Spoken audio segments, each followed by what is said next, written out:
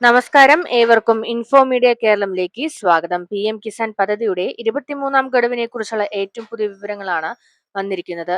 രാജ്യത്തെ കോടിക്കണക്കിന് കർഷകർ കാത്തിരിക്കുന്ന 2000 രൂപയുടെ അടുത്ത ഇൻസ്റ്റാൾമെന്റ് ജൂൺ മുതൽ ജൂലൈ 2026 കാലയളവിൽ വിതരണം ചെയ്യാനാണ് സാധ്യത. എന്നാൽ ഈ തവണ ചില പ്രധാന കാര്യങ്ങൾ പൂർത്തിയാക്കിയില്ലെങ്കിൽ പണം തടസ്സപ്പെടാൻ സാധ്യതയുണ്ടെന്ന് കേന്ദ്ര സർക്കാർ മുന്നറിയിപ്പ് നൽകിയിരിക്കുകയാണ്. അതുകൊണ്ട് തന്നെ വീഡിയോ മുഴുവനായി കാണുക. ചാനൽ ആദ്യമായി കാണുന്നവരാണെങ്കിൽ സബ്സ്ക്രൈബ് ചെയ്യാനും ബെല്ലൈക്കൺ എനേബിൾ ചെയ്യാനും മറക്കരുത്. കഴിഞ്ഞ 22-ാം ഇൻസ്റ്റാൾമെന്റ് 2026 മാർച്ച് 13-നാണ് വിതരണം ചെയ്തത്. ഇപ്പോൾ അടുത്ത ഗഡുവായ 23-ാം ഇൻസ്റ്റാൾമെന്റ് ജൂൺ അവസാനമോ ജൂലൈ ആദ്യ വാരമോ ലഭിക്കുമെന്നാണ് റിപ്പോർട്ടുകൾ പറയുന്നത്. ഔദ്യോഗിക പ്രഖ്യാപനം വരാനിരിക്കുന്ന ദിവസങ്ങളിൽ ഉണ്ടാകാൻ സാധ്യതയുണ്ട്.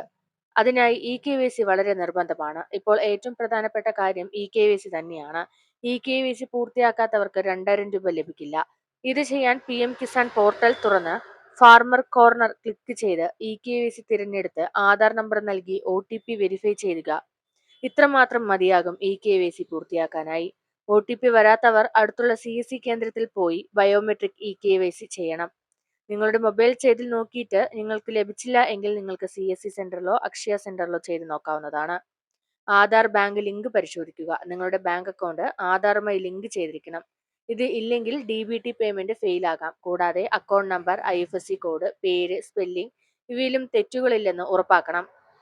അടുത്തതായി നിങ്ങളുടെ ബെനിഫിഷ്യറി സ്റ്റാറ്റസ് എങ്ങനെ പരിശോധിക്കാമെന്നതാണ്.